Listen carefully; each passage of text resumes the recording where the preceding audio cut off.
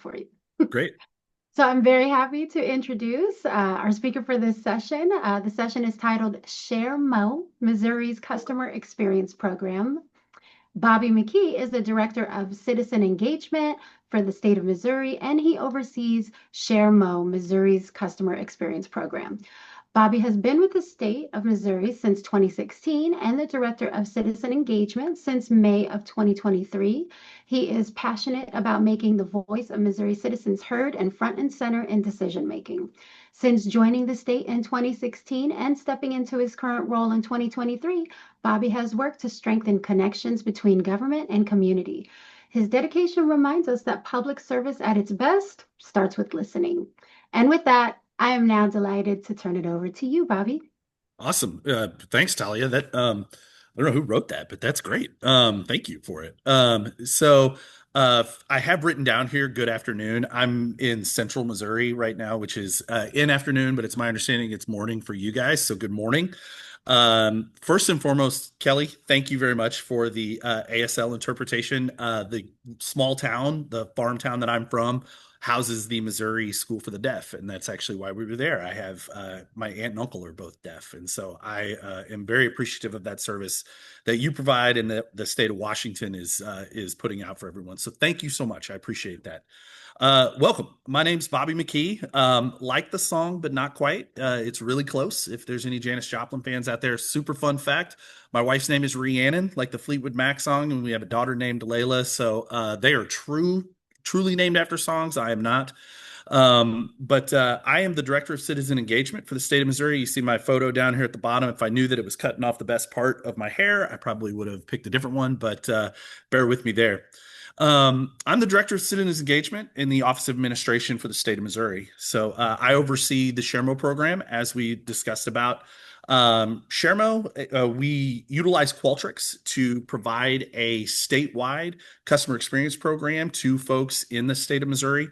As of today, we have almost 4,000 of our 45,000 state workers that use our platform at any given time. I would love to, at any point, get 10% of the state workforce on there. We are really hitting that hard and trying to get there.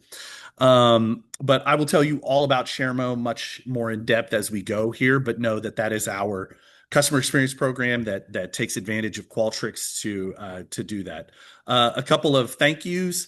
Thank you to John Cooper, to Talia, to all of the Your Washington team. I am truly humbled to be asked to be a part of this. Like I said, a farm kid from Central Missouri that gets to talk to other states about this. I never thought that that would be something that I would do, but here we are. A couple of things. The overarching takeaway that I want folks to walk away today with is sort of ShareMo's beginnings and then sort of how we think about how we get the voice of the customer and then get it into people's hands in order to make those critical decisions. So here at ShareMo, we believe that if our customers are satisfied, our services are easy to use, and we as public servants provide reliable and responsive services, we can increase trust and perception in the state of Missouri, thereby decreasing cost to serve and boosting employee morale.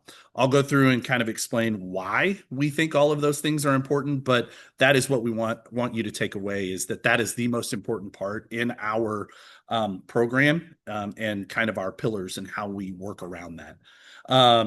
ShareMo essentially does all of this by enabling agencies, giving them the tools and the resources that they need to listen, understand, and act at different parts of the customer journey, specifically in those moments that really matter to that citizen or that customer. So, all right.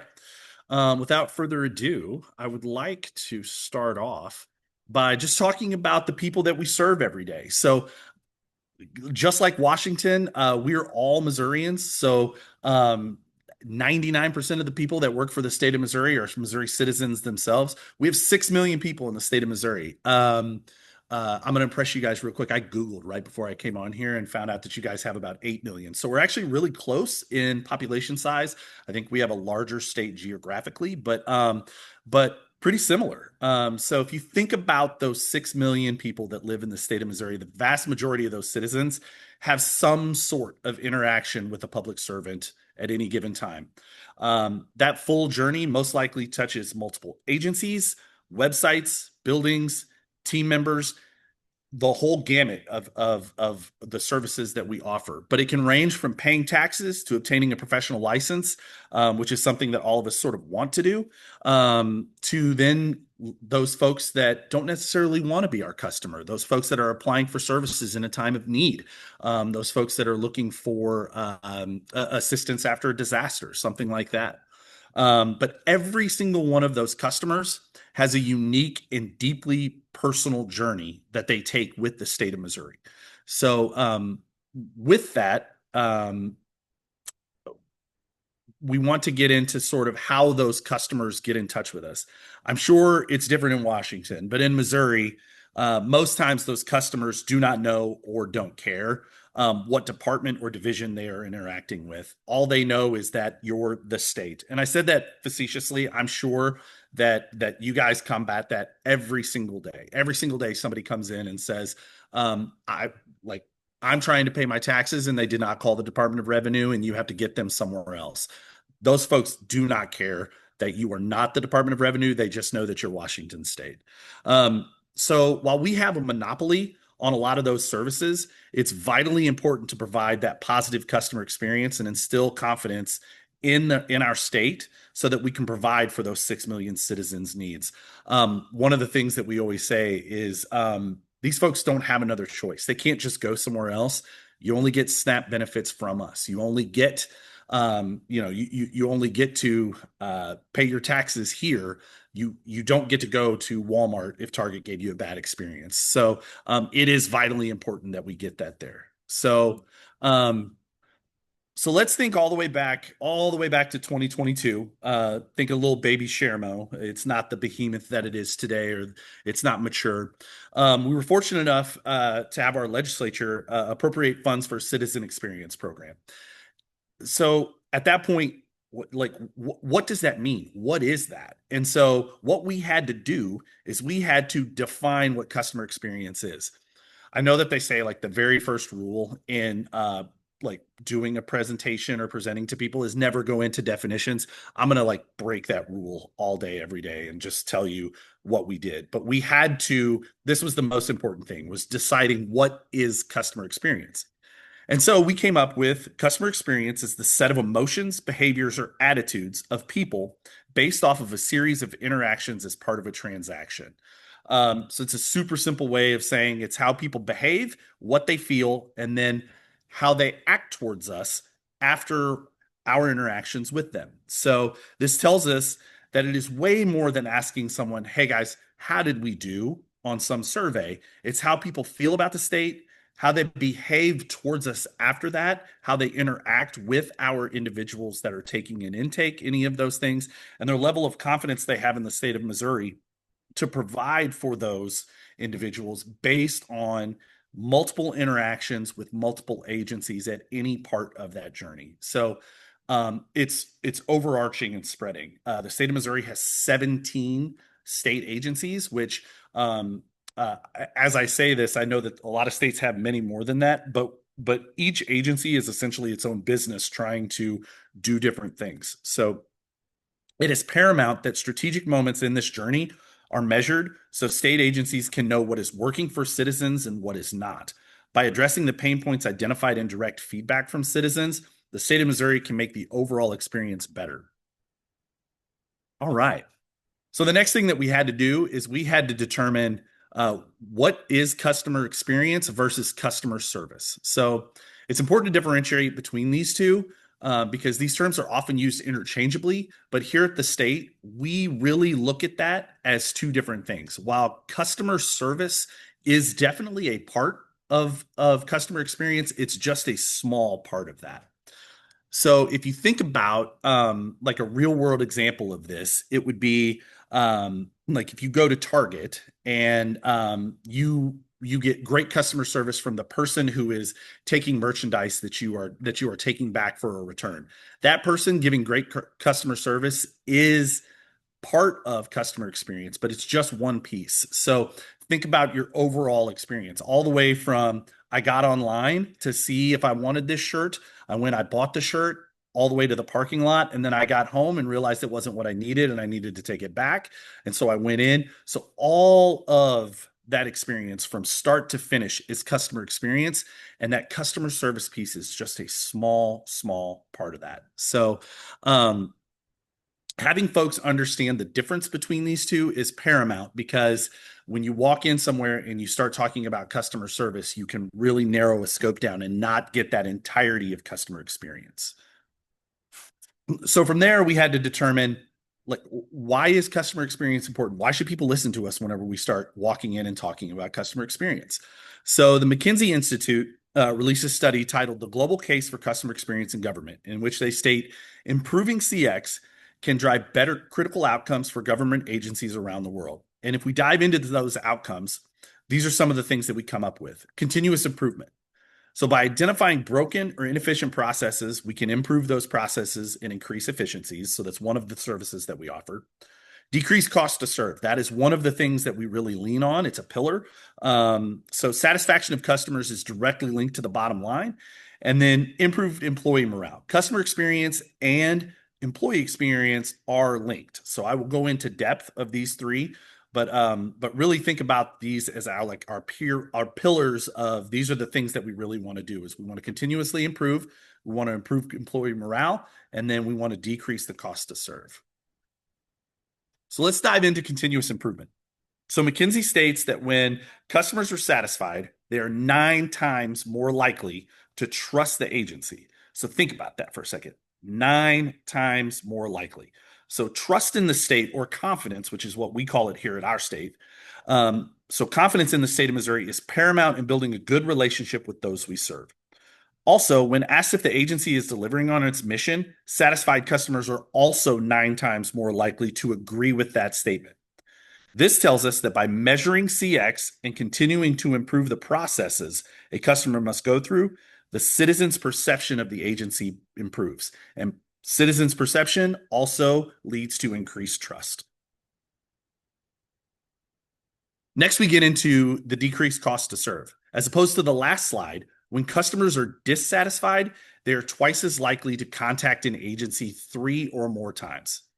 Think about that for just a second. If you had to return to that same Target store that we talked about a few minutes ago 3 or more times to do what is expected to be done in one trip, how would you feel?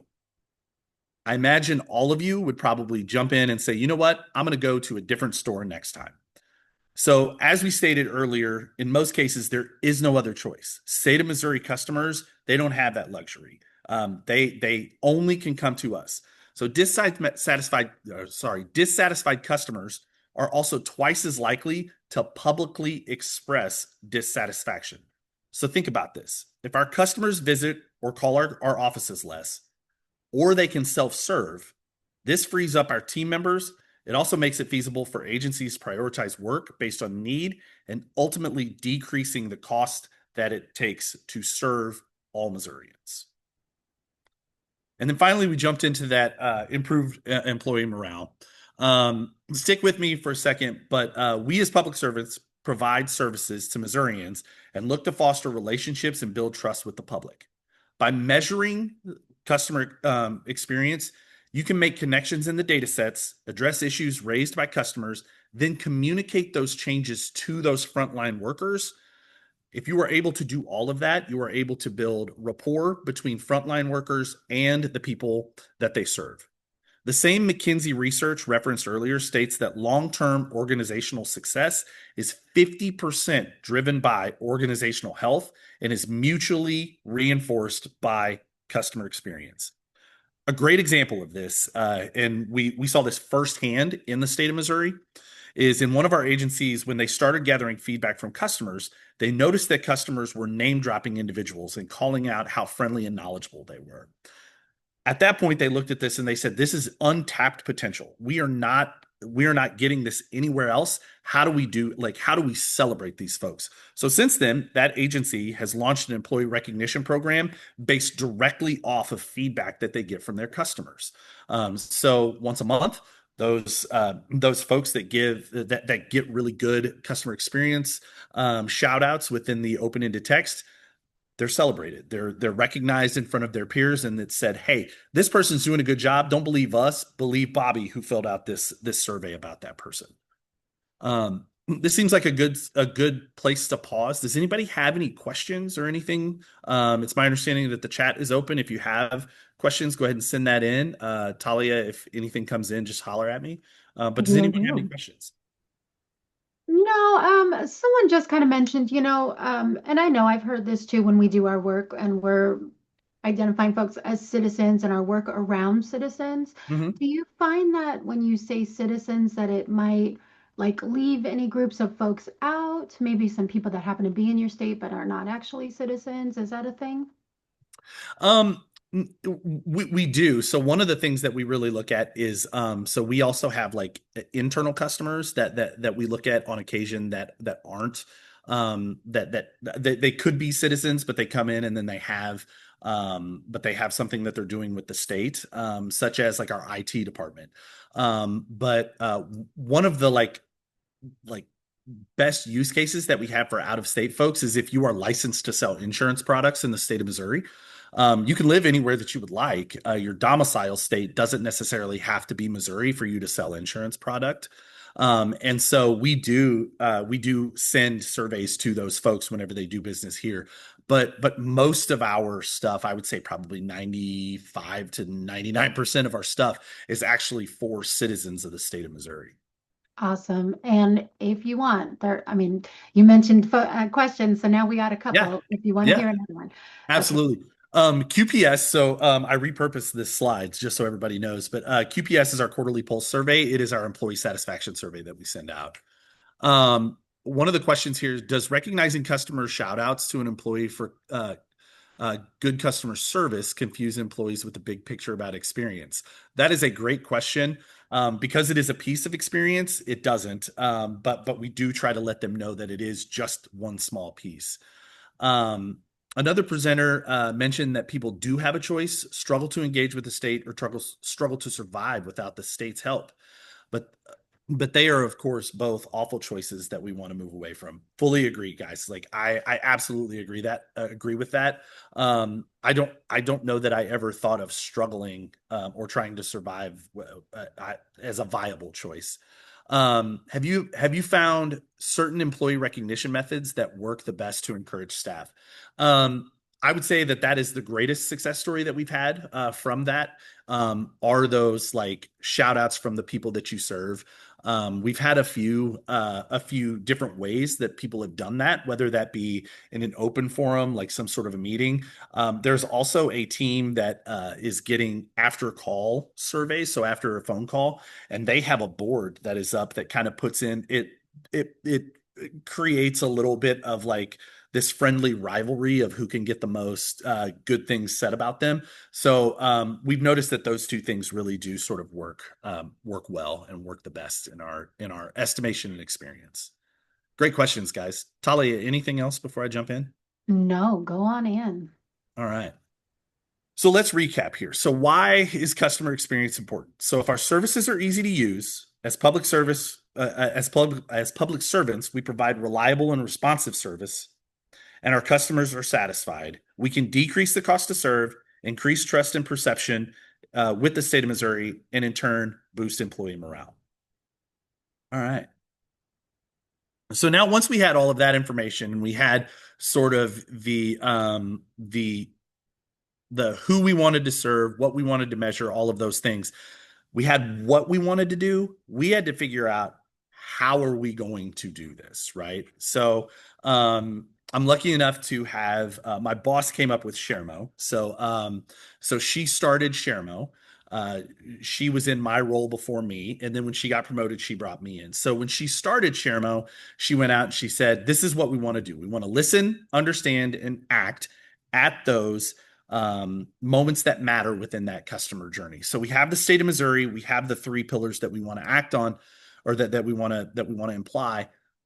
How do we do this? And so they set out, they found Qualtrics. Qualtrics has been a great partner. And so what we did is we got an enterprise wide license with Qualtrics to be able to have unlimited responses, unlimited licenses, sort of the white glove package with Qualtrics. We are very, very, very fortunate to have this with our legislature has provided funding for this since its inception in 2023. But ShareMo stands for Shaping How Agencies Realize Excellence. So if you hear us talk about ShareMo or the ShareMo acronym, that is what that is. And so traditionally, collection of customer feedback was that disparate effort. Think about all 17 of those agencies are collecting feedback using different mechanisms, using different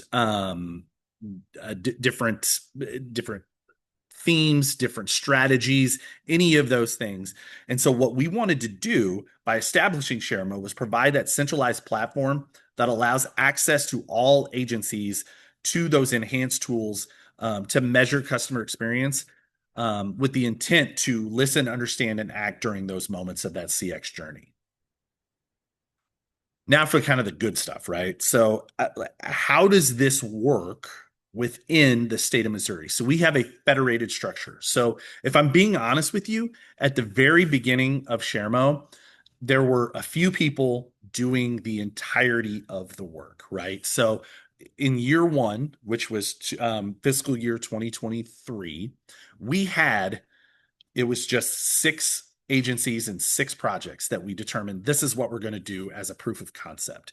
And so it was us and Qualtrics. It was myself, our technical experts in Qualtrics kind of figuring out what's the best way to do this. And we built everything. And we jumped from year 1 to year 2 like tenfold. We had over 100 projects at that point that people were wanting to do, and it became untenable. So we determined that it would be best that we utilize this federated structure in which we set a common vision for the program, and then we enable agencies to identify use cases and implement their own CX program. So ShareMo provides technical and advisory support throughout the lifespan of your project. So from the very beginning, when you are conceptualizing who you want to talk to and what you want to do, to journey mapping, to all the way through building, structuring the survey or the process, all the way through to what actions can you take after that and how can you visualize that to report. Pretty few and far between now. Very many actual projects that we see from start to finish. And so what we have done is we have set up this federated structure, and at the center of that are our CX champions. To build our community that cultivates those best practices and shares insights across those agencies, each partner agencies identify that team member to act as a trusted resource within their agency. So this individual acts as the point person to collaborate with internal and external teams, to advocate for the voice of the customer, to understand the moments that matter within that agency. I think this is really, really important to realize that I work in the Office of Administration. If someone else works in our Department of Corrections, I don't know the Department of Corrections business, but the people within there do. So if we find that person who can identify that and know that business, then they can talk to that person. And then finally, they need to generally know the agency's customers best and then facilitate those actions based on feedback to drive those improvements. Essentially, ShareMo leans on our CX champions to identify areas of growth, influence change, and remove barriers to improve the customer experience. The success of our program really does lay at the feet of these folks. We could not do any of what we do without these CX champions, and we are really, really fortunate and lucky to have some passionate people that are within that. One of the things that is of note is that we are also in our Center of Excellence, which houses our operational excellence teams. And so each agency has their own operational excellence leader. And so we really took that existing relationship, and most of our CX champions are also those operational excellence leader. And we feel that fits really well, because once you get the information, what do you need to do? It's only worth it if you act on it. And so at that point, those people can go in and they can talk to the agency about what actions need to be taken. All right. So this organizational chart here on the left just shows a simple breakdown of our program structure. As you can see, the CX champion is our first line to the agency, and they help us identify and work with project owners and frontline team members within that agency to provide that good customer service, and then get the voice of the customer from there. Okay. Now, how can ShareMo help folks? So once you decide that you want to hear from your customer and you come to ShareMo, what are some things that we can do? So given our enterprise license and our federated structure, ShareMo can help in the following areas above and beyond just putting together a stream of questions to ask random customers. So we provide CX best practices. This means we want to educate our stakeholders on best practices for operating their own CX programs, and we want to teach them how to listen, understand, and act on the voice of that customer. Because as we've touched on, the agencies know their customers and their day-to-day way better than we ever would. So giving them those best practice strategies to reach that base will provide them with the data needed to make those informed decisions on the back end. Secondly, we empower our stakeholders. So we provide our stakeholders with efficient and effective tools, resources, and templates to build a sustainable customer experience program of their own within their agency. By having this centralized platform that everyone in the state can access, our agencies can use the same tools across the board when advocating for and measuring the voice of the customer. Essentially, we are teaching them how to compare apples to apples. We provide training and enablement. This is a huge, huge, huge part of our program. We can't really do every single piece of every single project. It's untenable. We don't have the manpower, the hours. We actually went through an exercise the other day where we talked about all of the things that are in the hopper that we know that we can do. We would be putting people off until probably mid 2028, just getting people in line to go through. And that's before we add stuff every single day. So we ensure that our stakeholders receive guidance on how to operate a CX program through those CX champions, and then how to use the tools and resources at their disposal. Using our federated structure, we don't just throw you guys out to the wind. We provide workshops, online resources, and technical and advisory support throughout all phases of the projects.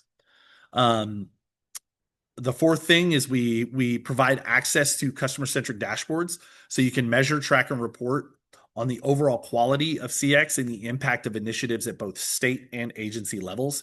These dashboards are all customizable and have role-based access. Only the people who need the information will have it. So one of the things that we promise all agencies is that we will not share any of their data, any of the anything that folks are saying to them or about them without their express consent. So this is a huge thing, is knowing that people that come in will only be able to see what they need to see and no one else. And then finally, we enable shared learnings. So John Cooper is on one of our nationwide CX things, and I tell those folks every single time we meet that the main goal of this is to be able to steal from each other. And so we really do that. We get people together, we facilitate the sharing of learnings across agencies so that they can help each other advance together. So we aren't trying to reinvent the wheel. We literally, if there's a good idea in agency A and agency B needs something, we will connect those people and say, talk to each other, let us know how we can help. We want to celebrate the successes of each agency and learn from each other along the way. As we stated prior, we are all Missouri, and we just want what's best for the people that we serve. One of the things whenever we do this enable shared learnings, the other thing that we talk about a lot is agency envy. I'm sure you guys have this, but MIZ, whoever put MIZ in the chat is my new favorite person, Glenn Duncan. I live 30 minutes away from the University of Missouri, season ticket holder since 1997. Holla. But super, super proud of Mizzou. Anyway, I don't even remember where I was. That it shocked me there. So one of the things that we do is we roll into this agency envy. So basically, if there's an agency that comes in and they have something really, really cool, we want to put that in front of people so that other agencies can look and go, why don't I have that? You will never, ever believe the power of agency envy. Everyone here is super uber competitive, and they just want what's best for their agencies, and they want to shine. And if another agency is shining, they will steal that super fast. So, okay, now, how do we listen? So obviously within Qualtrics, we have the main thing is this omni-channel distribution method. So it's more than just throwing a survey in link on a website or any of those things. So we have ways where folks can scan QR codes. We have digital listening, which is a digital intercept, to where folks can talk about the website. We have uh, individual links that folks can have to where it tracks who has taken it, who hasn't, all the way to offline methods of being able to get the data and info, and then it uploads to the cloud once it's ready. They can have data consolidation and data segmentation. Everyone's stuff is their own, and then it can all roll up to where we can take a look at it at a statewide vantage point. We can One of the things that we are really, really, really proud of is how we can automate distribution of a lot of this. So with Qualtrics, we can connect with a lot of different things. Our biggest success story right now with this is our phone contract is with a company called Genesis.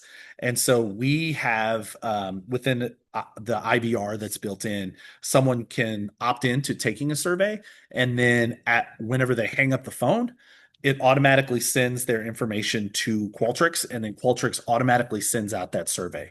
That is set up on the front end. No one knows. It takes away bias, so that they don't have to ask people to take the survey. It just sends it to them automatically. And then at the end, it also makes sure that you get that holistic picture of everyone. The surveys are anonymous, yes. Um, so it also makes it so that you are not just asking folks at the end of the call, so just the mad of the mad take the survey. It is at the beginning of the call, and you get that more holistic view of the folks that get that.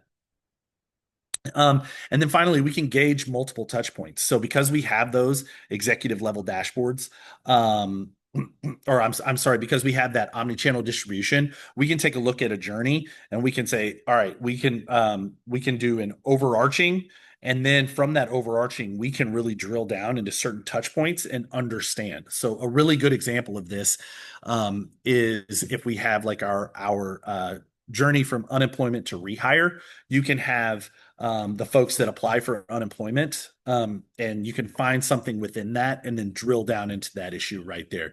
And if everyone is looking at the same thing and using the same tools, that becomes pretty easy. And here's just an example of kind of what it looks like. One of our favorite stories right now is our Missouri State Fair. And so this is what our Missouri State Fair survey looks like. I wanted to give you guys an example, as well as one of our digital intercepts there in the upper right corner that says help us improve. That is a pop-up that pops up. I don't know if you guys can tell, I clearly shop at Gap, but if you go to Gap, and you try to leave their website, it pops up and it says, hold on just a second, man. Can you take this survey for us? And so we have that capability through Qualtrics, and people use it in some really creative ways.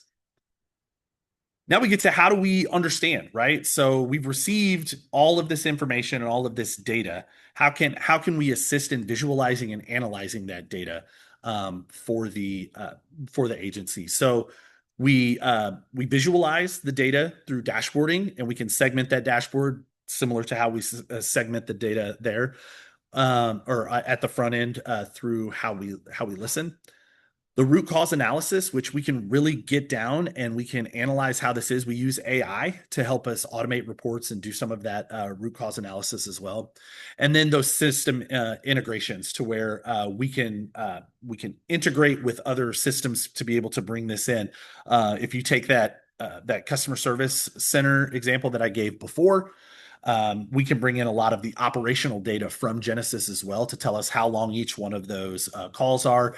You can go into the calls that are rated a little lower, be able to click on that and see what their overall time is, and then be able to have a correlation there. So there are a lot of advantages to being able to bring in other data to be able to put into this.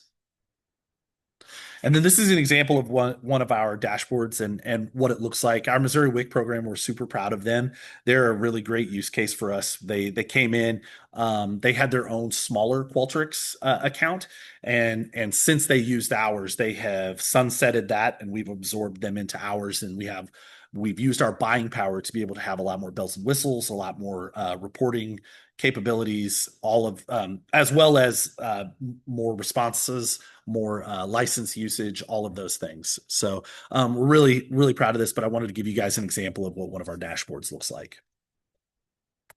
Okay, now finally we have ACT. So this is really where all of the work, everything sort of pays off, right? So um, what do we do in the ACT form of it? I really liked in the middle of this, somebody's pushing a gear uphill. I feel like sometimes getting people to act is sort of an uphill climb, but it's worth it once you give them the data and they can do that. It's great. So one of the things that we're really proud of is there's a ticketing aspect within Qualtrics that we use to help folks close that loop. So if someone is particularly upset, or if they rank something a little low, what they can do is they can request contact through the survey, and then it creates a ticket to where that person can close the loop. So it sends an email to someone, and they can close that loop by contacting that person. Um, we have triage support through that ticketing, which is really great. One of the things that we really lean on is that proactive responses. So we tell everyone, wouldn't you much rather, because we do have a monopoly on a lot of this and people don't know where to go, wouldn't you much rather them have the ability to tell you that they are upset, so you have the opportunity to intercept them and talk to them and iron that out prior to them getting with your agency's director or a member of legislature, the governor's office, or any of those things. So the proactive responses is really something that we lean on as well. And then improve processes, right? So this is where you make that process better. People can your workers can then concentrate on the people that actually need help. They can also take less time for the citizen to fill out applications. You get better information, all of those things. Think of any process within this, it can be improved. One of the things that we have hit upon, and here is what one of our tickets can look like. But one of the things that we've really come up against is folks will say, this is all great, but if we have thousands of people, the tickets are created with Lisa. The tickets are created in Qualtrics. Thank you for that question. She said, "Are the tickets that are created within Qualtrics or via integration with another system?" They are created within Qualtrics. So one of the things that we have had to sort of bump up against on occasion is folks that are worried that this ticketing system is going to create more work for them. So we tell them you can make it as narrow or as broad as you like. But one of my absolute favorite examples of this is in our Department of Commerce and Insurance. So insurance producers get a survey after they either renew or obtain a newly acquired license. And so at that point, at the end of the survey, it asks, do you know next steps? Because one of the things that they realized was they were sending folks these licenses and no one really knew what to do. They didn't know where to go to print it. They didn't know sort of how long it was good for, any of those things. And so it just asks that simple question, do you know next steps? If someone said no, then it will say, would you like instructions emailed to you? They say yes. They input their email address and it automatically fires off. It automatically fires off that email to that person with detailed instruction that includes hyperlinks and visual aids and things like that in order to help them get over that hump. Whenever we looked at that in the first year, it cut down 400 phone calls into the agency just in that lump alone. Which, if you have only 8 people that are taking those phone calls, 400 phone calls becomes pretty big. All right. And then I do see, how have you navigated using AI with state information that goes into their learning database? So part of our security is that AI is only here. It only ingests what is given to that. And we also set up something with Qualtrics to where it only learns based off of our information and it doesn't go to an external party. So that is something that we had to navigate with Qualtrics, and how do we do this? And that is the answer that we came up with, is everything is contained. The learning model only learns off of what is inputted into the Missouri State instance. Thank you. That's a great question. So last but not least, what I wanted to do is show you guys sort of how we've grown here in the last year. We are super, super proud of this. Like I said, our year one, we only had 6 projects. Year two, we had about 100, and we heard from roughly 60,000 people. FY25 was year three, and we just started FY26, which is year four, back in September. So, or I apologize, back in back in August. So from there, um, in year three, we heard from 142,826 citizens, up from 60 the year before. So we have 4 times that. We actioned over 8,000 of those tickets that came in. So people that needed someone to talk to, it was there. I also think it's super important that of the 17 agencies we have, we are in 15 of those agencies and 2 elected officials' offices. Um, this next one, if you look at the top right box of this, is probably my favorite and most important one that we have. Um, it is we had 2,164 new users to our platform. So that was up 216% from the year before. And from that, it drove 22,000 unique dashboard views. So that is how many times someone pulled up a dashboard to take a look at it. So I won't go into every single part of this. You guys will receive this. Oh, well, Talia, I just want to make sure before I say this, I want to make sure that I'm saying this correctly. They will receive this deck at the end of this, correct? Yeah, we do post the materials that you're sharing. We will also post a recording of the session, so they'll have Okay, great. both. Great. All right, great. So I won't go into this like every single one. But I do want to show you guys just some of the things that we are incredibly proud of. And then this is my contact information. If you guys have questions or you want to get a hold of me or anything, feel free to contact me. Uh, and then finally, the last thing that I want to say before I get to the questions that we have in the chat. Remember from the beginning of my conversation that we're all Missouri, but I want to update this to say like we are all in CX together, right? If you guys need something, don't be afraid to contact me. Contact folks in Iowa are doing some really really great stuff. There are folks across the nation that are doing really good things, and there are people within Washington that are a part of this group that we have that are talking monthly about things. So if you have a question about how you can do this, get with your leaders, have them get with leaders in other states, talk to each other. Like we're all in this together, and it's not because we have to, right? Like CX is something that you do because you want to do it. You do it because you care. Most people are not state workers for the money, right? Like I don't know about Washington if you guys have way more money than us, but most state workers are in it because you care and you want to be a public servant. So, as a good public servant, reach out. We're all here to help you. I especially can help. I'm not the smartest guy in the room, but I know a lot of people. I can help you. With that, I'm going to open it up to questions. Talia, is it okay if I get to a couple of the questions I missed in the chat first? Oh, please. Can you see that chat, or would you like me to No, put I the? can. Yeah. Yeah, go ahead. Are the citizens heard? This is Kim. Are the citizens heard metric unique citizens or entries, meaning one person can submit multiple tickets? They can. They can submit multiple tickets. Yes. So it's not unique citizens. A lot of our surveys are anonymous, so we don't actually have a way to determine if that is a unique person. Um, so how did you decide what to grow in year two and how many more projects? So I think I answered that at one point. We had 6 projects and we upped it to over 100 within year two. I'm going to be honest.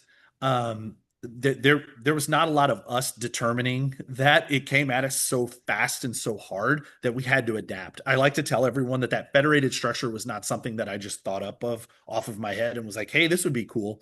It came in and it was a necessity. And like giving people access and showing them and teaching them how to use it, that was a necessity. It wasn't something that was planned.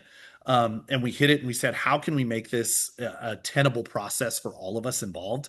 And how did we decide? It was literally the first 2 years, it was a lot of you just dance with the people that brought you, right? Like whoever came to us, we were like, yep, we can help. Let's go do it.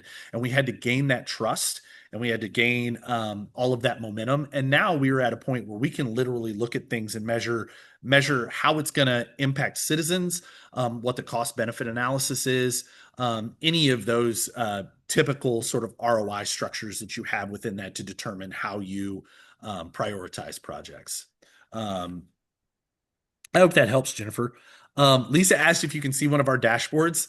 Um, I did not ask anyone if I can show you guys the dashboard today. We do take that seriously. It's a promise that we make every single agency that comes in. I should have thought of that. I apologize, Lisa. What I can do is maybe give John a little preview of that dashboard during one of our nationwide CX meetings, and he might be able to get with you and show you that. I don't mean to make more work for John, but here we are. And she Uh, also said, or a public facing dashboard. Oh, we actually made the decision not to have public facing dashboards right now. That is something that we were looking at in the future. We didn't have any use cases that really necessitated that. It's just not something that we've come across yet. Um, from uh, SK, does the automated survey or triggered information offer language options for the recipient to choose, or does it support a third-party translation function? Do you ever receive responses in other languages besides English? And if so, are you responding to non-English inputs? I think that's a two-parter. I'm going to take the second part because I'm not sure I understand the first, if I'm being 100% honest. The second part, we do receive that, and it is actually we have a translation service within Qualtrics that translates everything for us. Um, Talia, do you understand the first part of that question? I mean, when I read it, I'm thinking, you know how sometimes you'll go to a survey and it'll give you an option. Do you want this in English? Do you want it in Spanish? Like you can click if there's a Mhm. certain language. So that's kind of how I read it. I'm not sure if that's what it is, but Yeah. I'll go to that. It does. So we can create a survey. So WIC is a really good use case for this. So WIC made it to where you can toggle between English and Spanish, and then you type in either language, and it will translate it to the other one for us. So yes, awesome. Thank you. yeah. Have you found that there are any populations or services that are underrepresented or not heard from using this survey process? Anyone you hope to gather more data from in the future? Yes. So super exciting. We feel that our digital services probably lack, and I think it's that way across the board. If you go to any state and talk to them, I don't know any state that's going to sit down and say our websites are perfect and they are fantastic and there's nothing we need to do. So we do think that digital space is a service that um, is that we don't hear from enough people on because they just don't have a mechanism to do that. And so we are trying to provide that. The other thing that we realize is that that is literally the front door, right? 90% of people, that may be exaggerating, but a good portion of people, that is the first place that they go is to that website. Like I am 43 years old and I Google everything before I try to go do it, right? If I'm going to a movie, I Google the website to see whatever because I don't want to talk to someone on the phone and I don't want to have to interact whenever I'm there. And that is becoming more and more and more prevalent. And just because we are the state doesn't mean that people don't expect us to sort of operate as well as any business, right? That's a great question. Libby, thank you for that question. Hey, Uh, real quick, Bobby, I got some questions for you that I pulled out of the Q&A, so I want to ask you those. But before we do, can you flip to the slide with your contact information so folks can see that while you're talking? yeah, absolutely. Wonderful. Thank you. So these were some questions in the Q&A, a couple Sure. around the agency CX champion when you were talking about that. Yeah. So somebody asked two-part question. Is the agency CX champion role full-time dedicated job or is it something that they serve alongside their other duties? And then the other part of that question is, was it challenging to find people to serve as that CX champion? And if so, how did you overcome any Yeah. resistance? Yeah. Um, so I'm grinning because I'm like I love this question. It's probably like I don't know who asked that, but kudos to you. This is my favorite question so far. I'm going to answer it in reverse order. Yes, it is hard. It's still hard to find the right people, right? Again, it's not necessarily we don't necessarily get to choose those folks. You dance with who brung you, and so we talk to them about like, hey, this we have a program charter. That's the other thing. Nobody knows what a charter is. Google charter, and you'll get 100 different things. So we have a program charter, and we tried to line out like the roles and responsibilities of that CX champion. Um, and we provide that to the agency, and then they choose and give that to us. I will say, and I think I said this in the presentation, but we do have that operational excellence community. And so each agency has an operational excellence leader. This leads me to the answer to the first part of that question, too, is it is above and beyond their duties. This is not a full-time position. And so it's just there to help. But we think that operational excellence and the voice of the customer are linked, right? Because you get the voice of the customer to know what processes you need to make excellent, right? Um, and so and so we had that built-in sort of uh, group of people that we could rely on. And it just so happens that my boss, the person who started ShareMo, is actually the director of operational excellence for the state of Missouri. So we kind of leaned on that relationship there. But it's still a challenge, right? Because you have agencies that are more mature in both OpEx and CX and are less mature in OpEx and CX. And so you run the gamut and you just got to find the right people and the right fit. And then finally, like, who do we like, right? Let's go find people that we like and then we like hanging out with. Awesome, thank you. And then Yeah. another one was, okay, so went back when you were talking about recognizing awesome staff. So somebody asked, how do you recognize and appreciate the staff that are behind the scenes, but they do directly influence the customer's experience? They may just not be mentioned by name by the customer. Yeah. Um, so I'm gonna cop out just a little bit. So like whoever asked this, please don't get mad. But this is where I lean on this is the individual agencies, CX programs are their own. Like we're here to help and facilitate. So however they choose to recognize their people is up to them. We do help on occasion. Like we'll find some trends and say, hey, somebody is talking about Talia and we have 40 mentions of this person. Have you thought about like recognizing Talia? We can do that, but we generally try to stay out of the day-to-day business of the agency because we just don't know it. And it would be very hard for me to walk in to an agency being an outsider and say, I know more about your business than you do, and this is what you should do, right? We're here to give them the tools and then give them the information and let them go fix whatever they need to fix. Does that make sense? And does that help? Wait. Oh, I think so, definitely. Thank you Great. for Yeah. that. Does Missouri share constituent success stories and commitment to being a better government broadly through media to your citizens? Yeah, actually, if you go to like if you Google like Missouri Show Me Excellence, that's our Show Me Excellence community is what I'm in. Also, the Center of Excellence, and there are a lot of things that we have that are out there that talk about that. I will say that that is a shortcoming of our program as of right now is we don't have a website, but that will change here at the beginning of the year, and we'll have a website that you can Google Missouri ShareMo. It'll take you right there, and it'll have all of our success stories through ShareMo. But we do share successes by the state as a whole through that Show Me Excellence community. Wonderful. Thank you. Okay, I'm going to combine a couple questions here that seem to kind of relate a little bit. So, Yeah, has this program had any noticeable impact on employee retention? So, there's a few questions within one. yeah. Any noticeable impact on employee retention?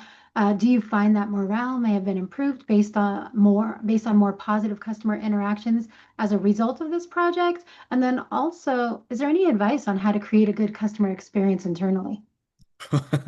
um, yeah.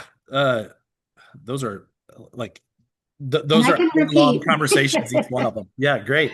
So retention, we don't have any like concrete numbers on retention. So I think when it comes to retention and morale, while CX and employee experience at EX, while they are linked, the state of Missouri separates the two of them, and I am on just that customer experience side. I like this has motivated me and inspired me. I'm going to go to our EX folks and ask those questions and see maybe how we can get that. But I don't have a good answer for those first two, which is a little embarrassing. But as far as like advice on creating that CX program internally, I think you have to build trust. Like I know that when we first started, we were grassroots, and we did not have a mandate, and I wanted a mandate so bad because I thought it would be so much easier, right? I'm here because somebody told me that you have to be here with me, right? And we have your ear and you have to do this. But throughout this journey, I think that we have shown that it is way better to gain confidence and trust with each agency, because then they come to you and you're already ahead of the game because they trust you, and you are with people that are there just because they want to make it better, not because they have to be. And so I think my advice to someone is find people that care, right? Lean on those people, and then know that it's a slow process, right? Like you're not just gonna explode, and you're gonna make mistakes. And when you make those mistakes, have grace and patience, and not only with yourself but with the people that you work with, to know that they're all in it for the right reason, and move forward together. And don't be afraid to try things. Like um, people will ask me like I have all the answers. I promise I don't. I have failed more times in this than I have succeeded, but I only tell people about the successes. So Well, I have to say, you were funny to say we wouldn't be taking notes because I was taking lots of notes. You have so much to share, no pun intended. Speaking of share, can you repeat what that acronym stands for? yeah, it's shaping how agencies realize excellence. Awesome, wonderful. And then someone asked, do other state agencies request your team's support? And the reason why I'm choosing that question, I'm so sorry I couldn't get to all of them. We've got a ton of great questions on here, and I just want to know if other agencies request your team support. I know you said it's okay to contact you. Yeah. I want folks to feel free to do so if they have some really pressing questions that could help them move forward with their work. Yeah, we like I said, we started this nationwide CX working group, and that's actually how I met John. Is through that. So if it's a state that isn't on that CX working group, congratulations, you may get pulled in to to help with that. But yes, feel free to reach out, and I'm happy to answer whatever questions anybody has. You're awesome, Bobby. Thank you so much for this amazing presentation. You show us what it means to truly listen to people that we serve. So we appreciate that you're dedicated to amplifying citizens' voices, and it's super inspiring. I don't know about you all, but I'm super inspired. So thank you for your time with us, Bobby. Thank you to Kelly Brunson for your Yeah, thank you, ASL Kelly. interpretation. That was awesome. And a big thank you to everybody for attending this super informative session. And we ask that you definitely fill out that survey. Let us know what you thought of it. Let us know if there's any improvements we can do for our future conferences. Other than that, we'll see you all in the next session. Thanks, Bye. guys.